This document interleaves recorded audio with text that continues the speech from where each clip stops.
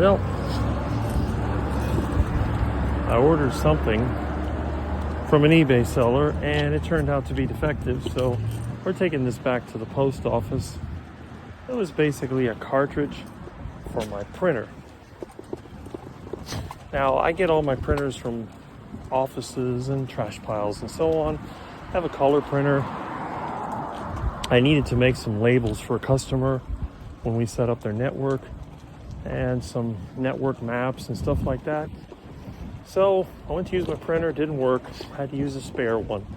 But I figured rather than running into a future problem, I'll go ahead and fix it. I don't like HP printers, but it's what I got. So we're gonna try to fix it. Anyway, I haven't done a bike and talk video for a while, so let me do one now. So what's been going on? Well, a lot's been going on. If you haven't already seen, I was able to get another engine from my friend for my truck, and he actually purchased it from a friend of his and gave it to me free of charge, which goes to show that although I don't have the most friends, I have the best. So if you're one of my friends, you consider yourself as part of the 0.1% of really good people out there that I've run into. Another good thing's happened. As you know, I run my truck with used seed oils. One of my favorite sources has been a certain Carnival. Well, last year, they changed the organization of the Carnival, and they ended up dumping the oil into one of those containers that a company picks up.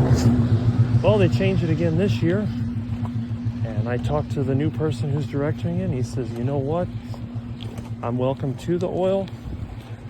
So that's usually about 50, 60 gallons of really good quality vegetable oil that needs minimal processing. And I can pour it right into my truck. And that'll get me a couple of tankfuls. That's a good thing. 50, 60 gallons multiplied by $3 to $4 a gallon.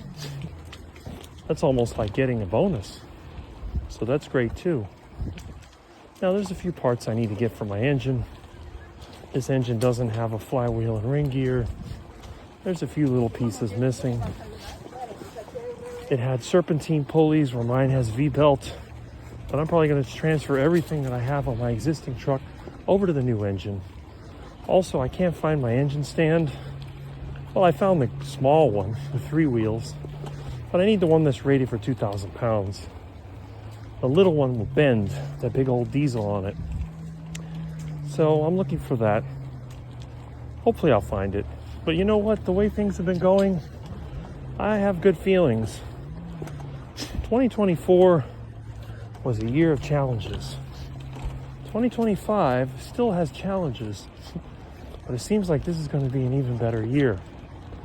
And I think the turning point came at the end of 2024.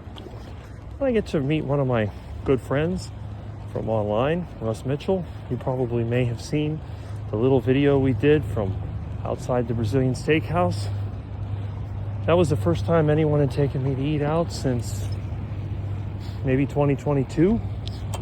I don't remember. Shortly after they started relaxing this silly mask mandate. But anyway, so, you know, with all the problems that we run into, when things go right, it's a good thing. I've also had a decent amount of work, and although my van isn't perfect, it hasn't left me stranded. I mean, I almost got stuck because it wouldn't go into reverse. Then I had another day where it wouldn't shift out of first gear, so I had to tinker with it just a little bit. But in the end, I got it running. I got out of there. I haven't had to have it towed. So I think I've done pretty well. Now, with that being said, there are a few other things that I want to talk about. And one of them, of course, is what my plans for the year are. Now, as you know, my truck is top priority. Once I get the truck running again, I have to try to recultivate some of the business that I've let go. As you know, when I started taking care of my parents around 2010, I basically gave up any hope of starting a new business.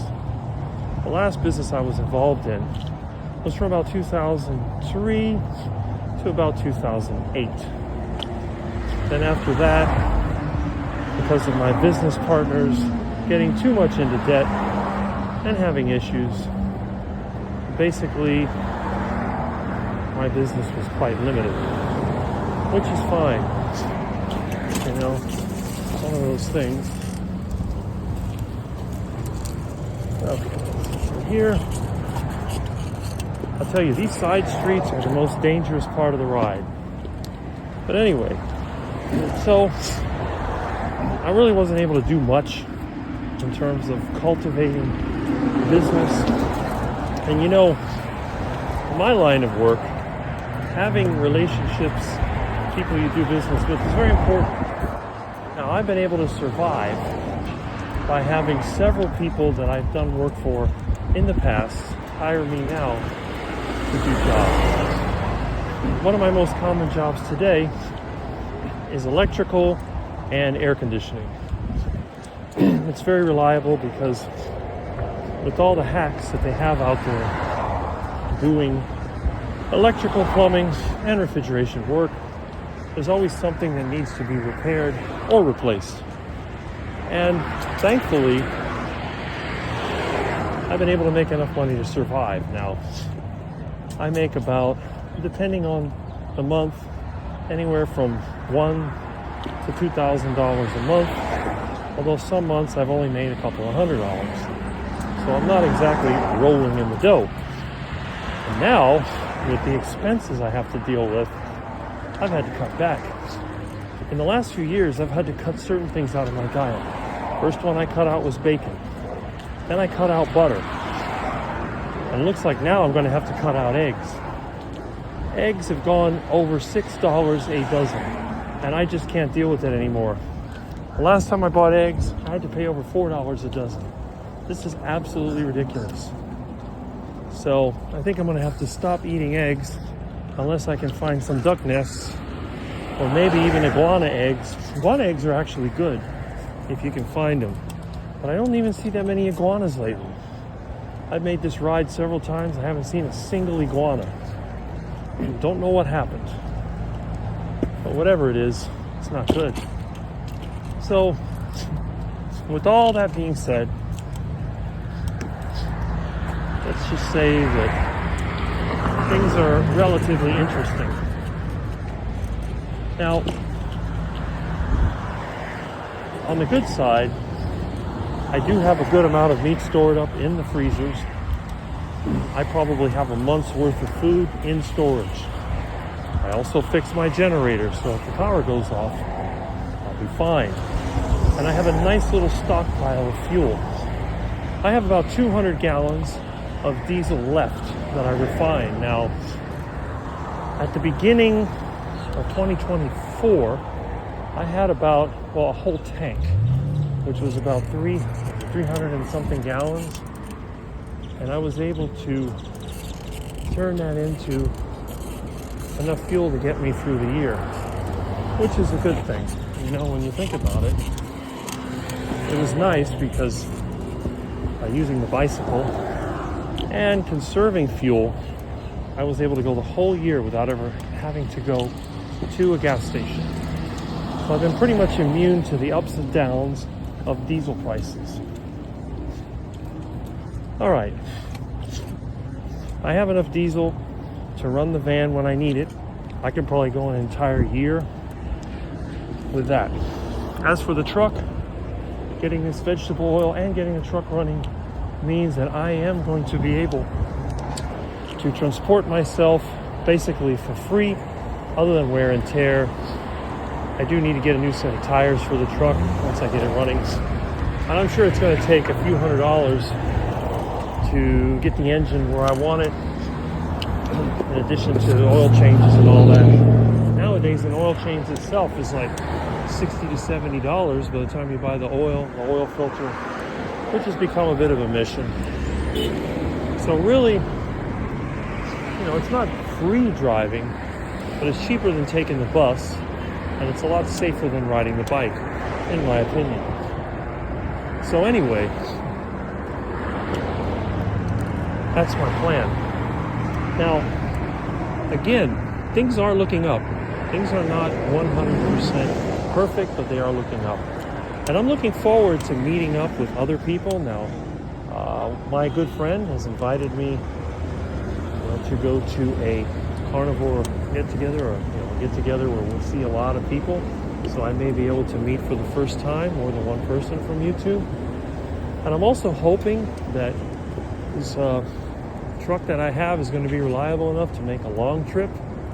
And I'll probably end up going and visiting some of the other YouTubers that I've communicated with. Now, we all have our favorite YouTube channels. My favorite channel actually there's a multitude of them. And we have the carnivore channels, of course, but the farming channels are my favorite, and I'll tell you why. All the people that I want to meet, even before I knew there was a carnivore community, I've always been fascinated by the farming community. The farming community, this is an example of people who work hard to produce real things. And technically, if you look at a combination of assets between machinery, land, and other things, farmers are generally rich compared to your average city dweller, even though their actual income may not be as much. And the other things, depending on the type of farmer you are, if you're a commodity farmer, you may be really deep in debt. But if you have animals, or maybe you're doing organic farming, or doing some kind of specialty crops, you're going to be a lot more free. You're not going to be as tied down. And hopefully, attitudes are changing, and people are beginning to see the old saying, you can pay the farmer now, or you can pay the doctor later. And although I tend to do well on the carnivore diet, I'm not saying that everybody should be on the carnivore diet. Some people, they're going to do just fine on a plant-based diet with some animal foods. And I think in many ways, it would be a good idea to do more research and see which one of these diets works the best for different people. Well, here I am at the post office. Get this package mailed, and I'll catch you later.